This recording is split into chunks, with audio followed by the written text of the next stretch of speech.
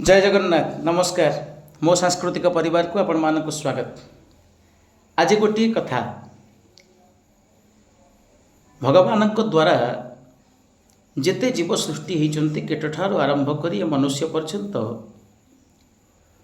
समस्त को आहार निद्रा भय मैथुन क्रोध क्षुधा तृष्णा समस्त को आसे मनीष को मध्य आसे किंतु पशुठार आरंभ कर पक्षी पर्यंत जेते रहिले मनुष्य को छाड़ी से माने समस्ते आज्ञा निजपाई बंचती किंतु मनुष्य को निजपाई बंचापी भगवान ए धराधाम को छाड़ी था मनीष निजपाई बंचा सहित अन्यपाई बंचार आवश्यकता रही।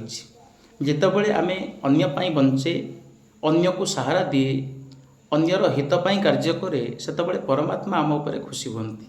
आसंतु यही प्रार्थना को मानिबा, यही उक्ति को मानिबा, समस्त को भल पाइबा। जय जगन्नाथ नमस्कार।